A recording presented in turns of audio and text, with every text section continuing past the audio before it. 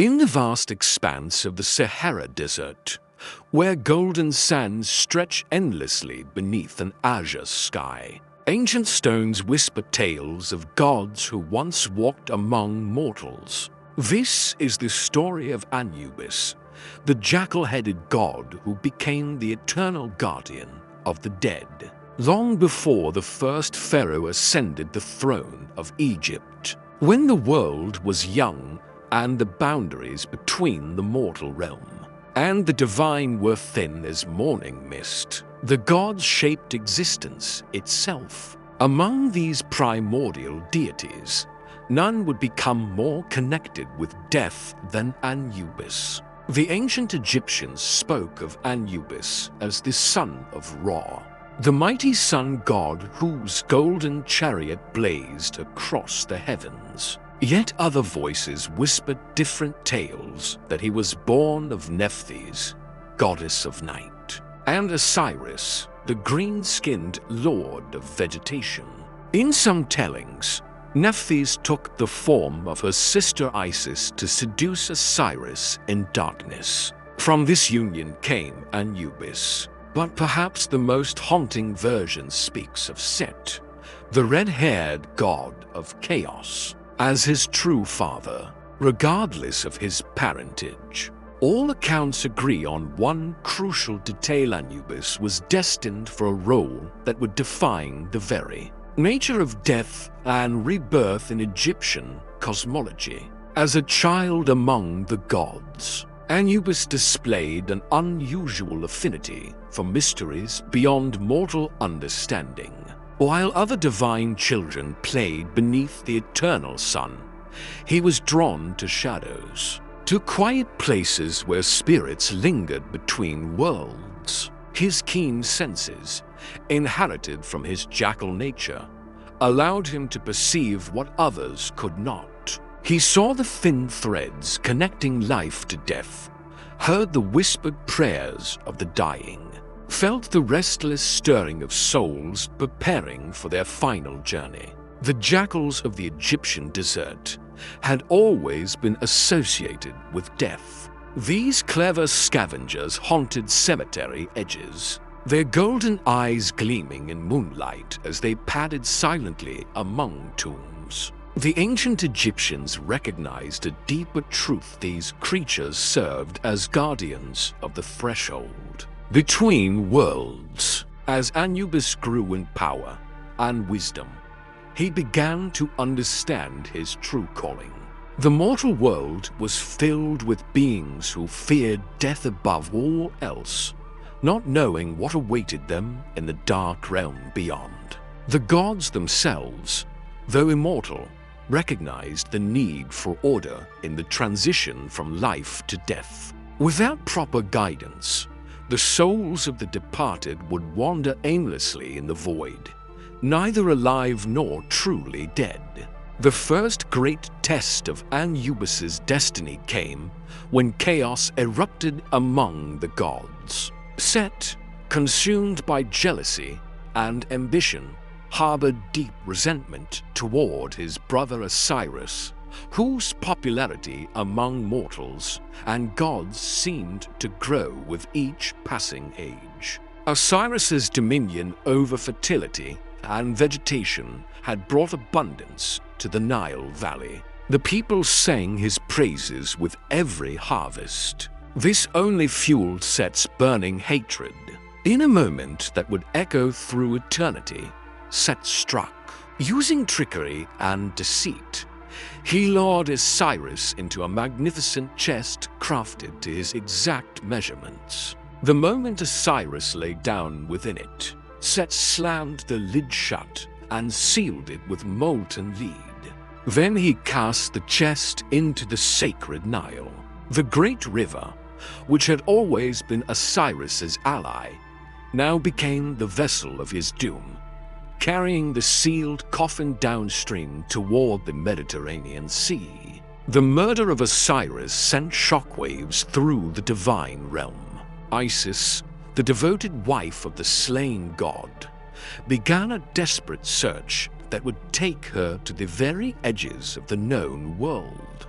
Her wails of anguish pierced the heavens. Set claimed the throne of the gods, bringing an age of darkness and disorder that threatened to unravel the very foundations of creation. The cosmic balance teetered on the edge of collapse. It was in this moment of crisis that Anubis truly came into his own. As nephew of Osiris, the jackal god felt the call of duty resonate in his very essence. While Isis searched tirelessly for her husband's body, Anubis prepared for his destiny. When Isis finally located the chest containing Osiris's remains, she discovered that decay had begun its work. The sight would have driven a lesser being to despair, but Isis possessed the determination of the divine feminine principle itself. She gathered the precious remains and fled to the marshlands of the Nile Delta, hoping to work the magic necessary to restore her beloved. But Set's spies were everywhere, and he soon learned of his brother's discovery. In a rage that shook the pillars of heaven, Set tracked down the hidden body. In his fury, he tore it into 14 pieces, scattering them across the length and breadth of Egypt. Each fragment was hidden in a different location, but Set had not reckoned with the combined power of Isis's love and Anubis's emerging mastery over death. The jackal god approached his aunt with an offer that would change divine history forever. He would help her gather the scattered pieces of Osiris. More importantly, he would use his growing understanding of death and preservation to restore the god's body for burial. The quest to recover Osiris's remains became legend. Isis and Anubis traveled the entire length of the Nile, from the southern cataracts to the marshy delta in the north. In each location where they found a fragment of the murdered god, Isis built a shrine. This ensured that Osiris would be honored throughout Egypt for all time.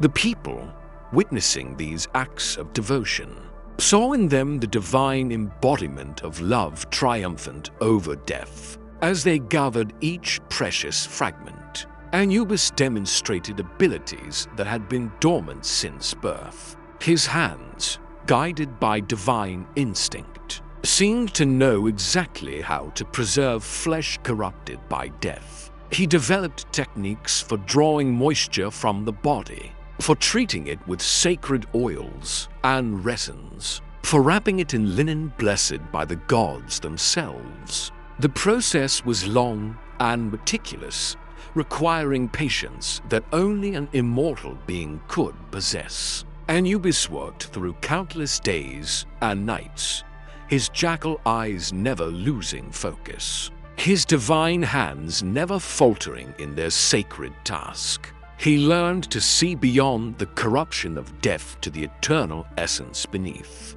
When at last the restoration was complete, Osiris lay before them as if merely sleeping.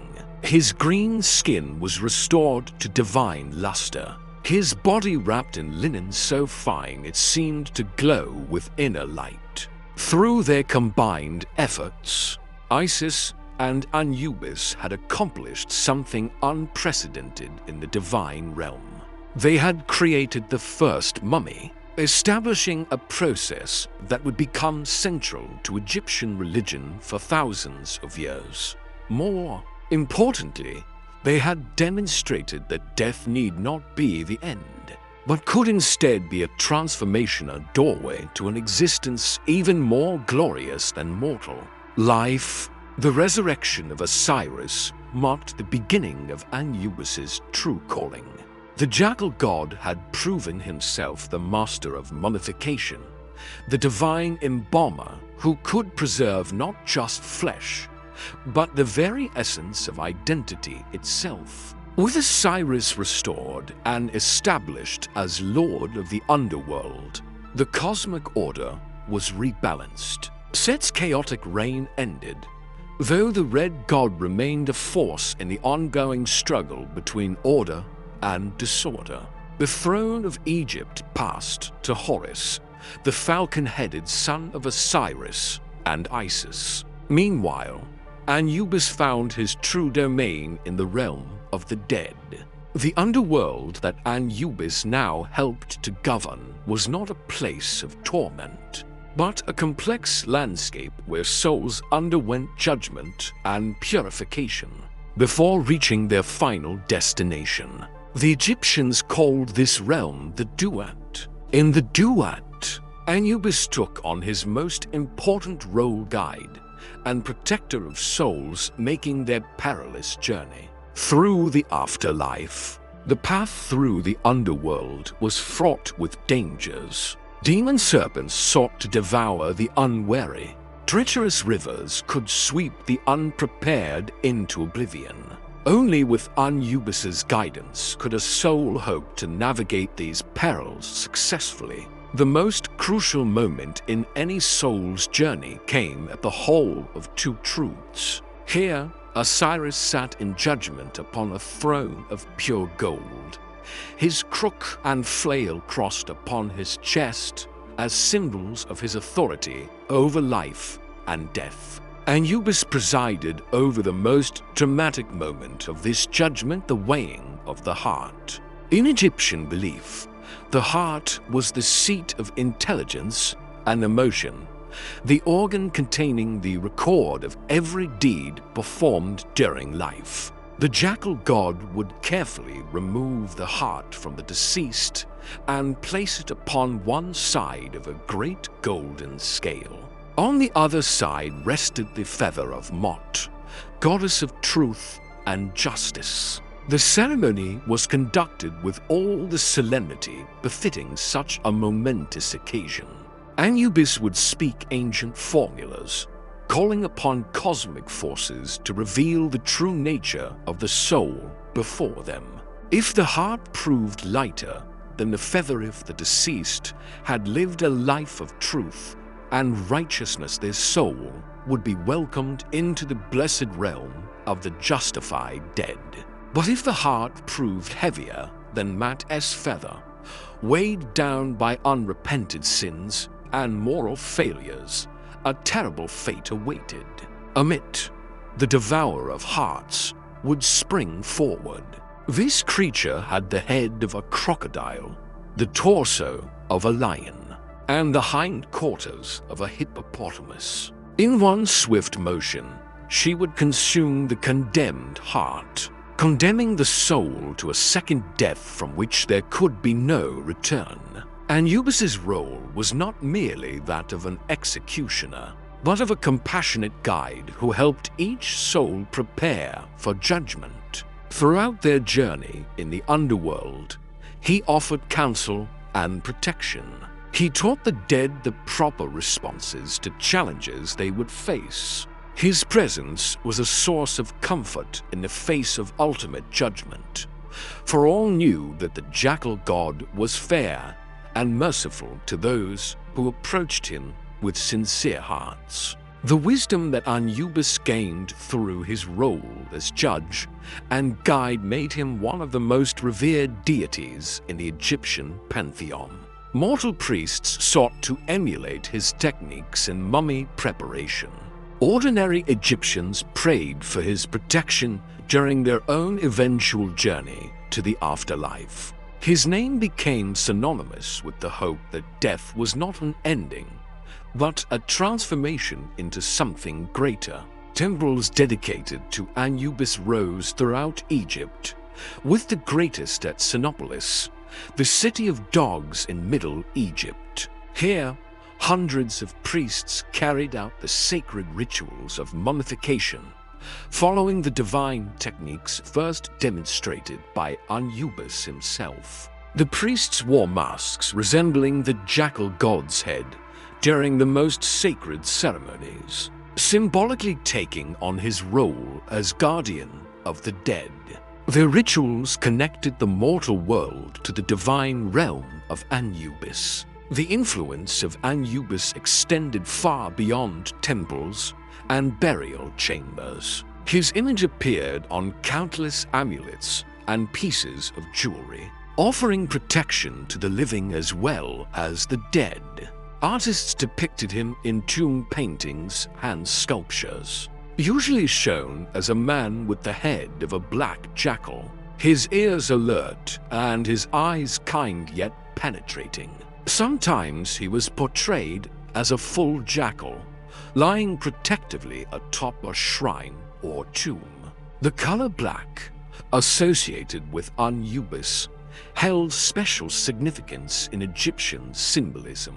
While other cultures might associate black with evil, the Egyptians saw it as the color of fertile soil, of regeneration, of protective darkness. Anubis's black fur thus symbolized not death as an ending, but death as a prelude to rebirth. This understanding infused Egyptian culture with a unique perspective on mortality. As centuries passed and Egypt's political landscape shifted, the worship of Anubis evolved but never disappeared.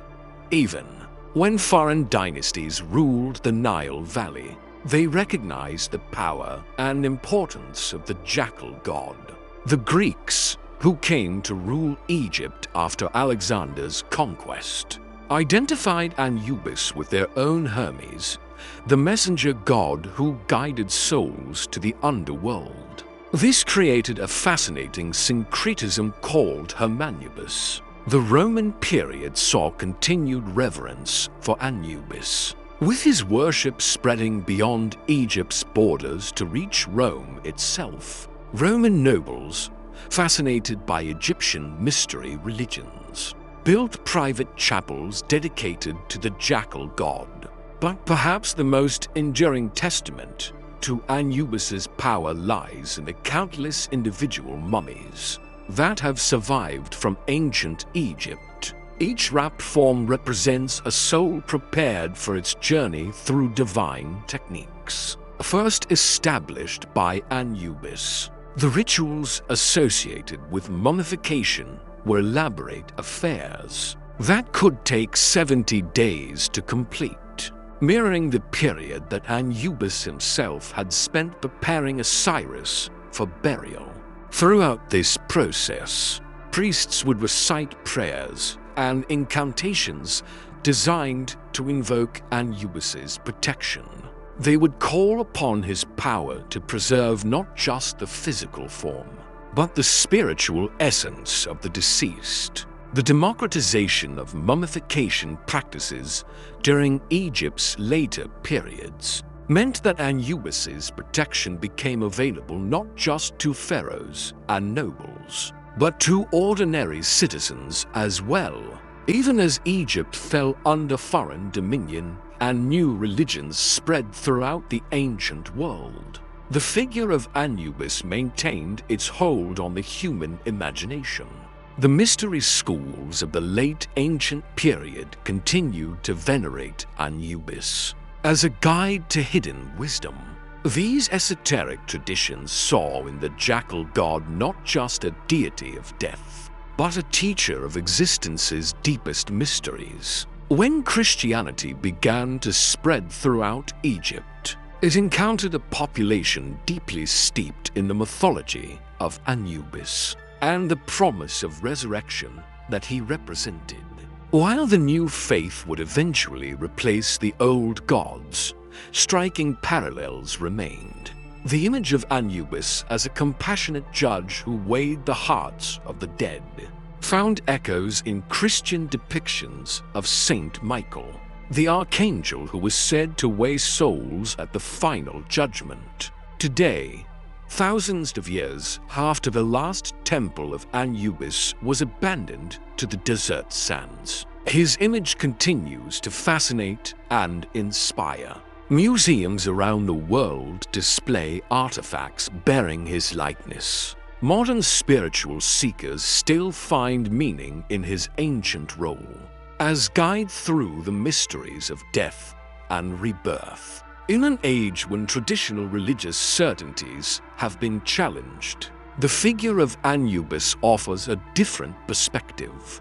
The story of Anubis ultimately transcends its origins in Egyptian mythology to speak to universal human experiences. In every culture, people have grappled with the mystery of death, seeking assurance that their loved ones continue beyond the grave. The jackal gods promise that with proper preparation and righteous living, death can become a doorway to a greater existence remains as compelling today as it was 5,000 years ago. As we contemplate the vast timeline of human civilization, with its rise and fall of empires, its cycles of war and peace, its moments of triumph and tragedy, the figure of Anubis stands as a reminder of eternal truths. He teaches us that death gives meaning to life, that preparation matters, that judgment awaits all beings, and that mercy is always possible for those who approach the threshold between worlds with sincere hearts. In the end, Anubis represents more than just an ancient god whose worship has passed into history. He embodies humanity's oldest and most persistent hope that love is stronger than death, that justice ultimately prevails. The legacy of Anubis continues to unfold in the modern world, not through active worship, but through the enduring power of his mythological example. He remains the eternal guardian at the threshold, watching over all who must make the ultimate journey from life into whatever lies beyond.